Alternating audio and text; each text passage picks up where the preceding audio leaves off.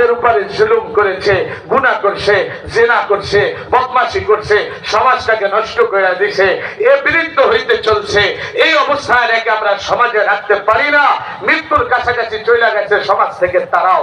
এবার সবাই মিলা মুসা আলাইহিস সালামকে বইলা ওই নাফরমান গুনাহগারকে লোকালয়ের বাহিরে এক পাহাড়ের চূড়ার উপরে রাইখাছে।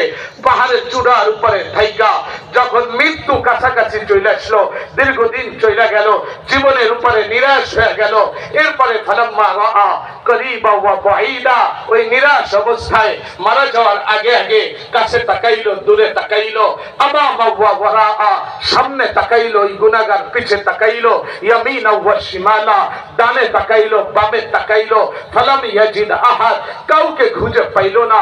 ফালাম্মা রাআল উফুক, এরপরে যখন আকাশের দিকে তাকাইলো, তাকায়া আল্লাহকে ডাইকা বলতেছিল, ও আল্লাহ, ইয়া মান লা তাদুররুহুজ যুনুব ওয়া লা তানকুসুহুল মাগফিরা, ও আল্লাহ, গুনাহ যার ক্ষতি সাধন করতে পারে না, ও আল্লাহ, ক্ষমা করলে যার রাজত্বে কমে না, আল্লাহ তুমি দেখো আমি রাইতু করিবা ওয়া বাঈদা, দূরে কাছে তাকাইলাম, ইয়ামিনা ওয়া শিমালা, মৃত্যু লগ্নে ডানে বামে তাকাইলাম, আমামা ওয়া ওয়ারাআ, সামনে পিছনে তাকাইলাম, আয় আল্লাহ কাউকে আমি খুঁজে পাইলাম না।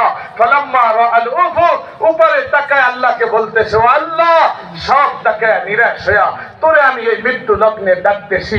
গুনাহ করলে যার রাজত্বে কমে না, ক্ষমা করলে যার রাজত্বের ভিতরে কমে না, ও আল্লাহ তোমার কাছে আমি মাপ চাই, কাউকে পাই নাই, তুমি দেখো আনা আমুতু ফরিদা ওয়া ওয়াহিদা, আমি একা পয়রা মরতেছি।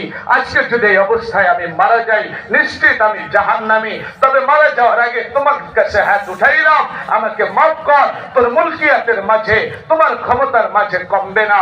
আল্লাহ মাফ করে দিল। মুসার উপরে ওহী পাঠাইলো, মুসারে যা, পাহাড়ের চূড়ায় আমার ওলি মারা গেছে, জানাজার ব্যবস্থা করো।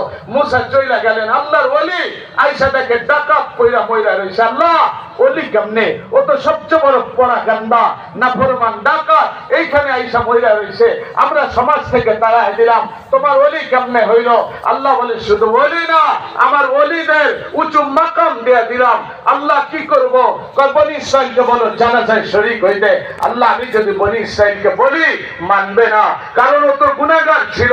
এরপরেই জানাজায় কেমনে শরীক হয়, তুমি কেমনে মাফ করলা? এবার আল্লাহ মুসাকে ডাকে আর বলে, মুসা তুই বল, মারা যাওয়ার আগে সারা জীবন গুনাহ করার পরে কেউ যদি ডানে তাকায়, বামে তাকায়, সামনে পিছনে উপরে নিচে তাকায়া কাউকে না পায়া, যখন সে আমাকে ডাকতেছিল, ইয়া মান লা তাদুররুহুজ যুনুব, ও আল্লাহ, গুনাহ যার ক্ষতি করতে পারে না, ওয়ালা তানকুসুহুল মাগফিরা, ক্ষমা করলে যার রাজত্বে কমে না, ও আল্লাহ তুমি দেখো আমি একা পয়রা মরতেছি। মুসা এইভাবে যখন আমাকে মিনতি কইরা ডাকে, সাল বনি ইসরাইল মাযা উজিব, জিজ্ঞাসা কর তোর উম্মত বনি ইসরাইলকে আমি আল্লাহ কি জবাব দিতে পারি। এইভাবে যদি কোন বান্দা আমাকে ডাকে, মুসা বললেন, আল্লাহ আনতা জাবতা হাক্কা, এইভাবে কেউ ডাকলে তুমি জবাব দেওয়া ছাড়া থাকতে পারো না, নিশ্চয় তুমি সত্য জবাব দিছো, তোমার জবাব সত্য ছিল, সে ওলি হয়ে গেছে, আমরা জানাজার ফয়সালা করতেছি। বলো ওই জমানায় মুসা আলাইহিস সালামের উসিলায় যদি এত বড় গুনাহগার মাফ পেয়ে যাইতে পারে, তোমরা জিবরিল যখন রাসূলের কাছে হাদিস শুনাইলো, আল্লাহ নবী বললেন আমার উম্মতের সিদ্ধান্ত কি? জিবরাইল আসলো, আল্লাহ শুনায় দিয়েছে, ফালাম্মা তায়াক্কানতা বিল বাওয়ার ওয়া জানানতা আন্নাকা মিন আহলিন নার মানাহতু ইলাইকা রিদওয়ানি ওয়াল্লাইতু ইলাইকা গুফরানি ফাকুলতু লাকা লা তাহজান গফারতু লাকা যুনুবা ওয়া লা আওসান।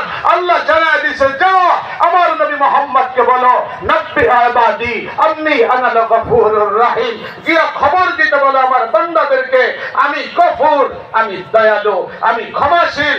আরো গিয়া বলো, ওয়া ইন্নী লাগফারুল লিমান তাব, নবী মুহাম্মদকে বলো যে তওবা করবে আমি আল্লাহ তাদের জন্য বড় গফফার, যে তওবা করবে আমি আল্লাহ তাদের জন্য maaf করতে প্রস্তুত। কতটুকু মাফ করব। রাসূলকে জানাইতেছিলেন আল্লাহ তায়াক্কানতা বিল বাওয়ার, তুমি যদি মনে করো গুনাহ কইরা ধ্বংস হয়ে গেলা, ওয়া জানানতা আন্নাকা মিন আহলিন নার, গুনাহর কারণে যদি মনে হয় তুমি জাহান্নামী হয়ে গেলা, আল্লাহ বলে এই ভয় তোর অন্তরে আসার সাথে সাথে মানাহতু ইলাইকা রিদওয়ানি, আমি আল্লাহ সন্তুষ্টির চাদর দ্বারা তোকে ঢাইকা নেই, ওয়াল্লাইতু ইলাইকা গুফরানি, আমি আল্লাহ মাগফিরাতের চাদর তোর কাছে পাঠিয়ে দেই। ফাকুলতু লাকা লা তাহজান, আরশ থেকে ঢাইকা বলি তুই পেরেশান হইস না, গফরতু লাকা যুনুবা ওয়াল আওসান, তোর মাঝে সামান্য আমার ভয় তোকে আতঙ্কিত করার কারণে আমি আল্লাহ তোর গুনাহকে মাফ করে দিয়েছি। ওই আল্লাহ, যাও তার কাছে মাপ চাও, আল্লাহর জন্য দিলকে তৈয়ার করো, বাবা মার খিদমত করো, আখিরাত যে তোমার হাকিকতের জীবন, ওই জীবনটাকে সাজায় দুনিয়া থেকে যাওয়ার তৌফিক দান করুন, আমিন। ওয়া আখিরু দাওয়ানা আলহামদুলিল্লাহি রাব্বিল আলামিন।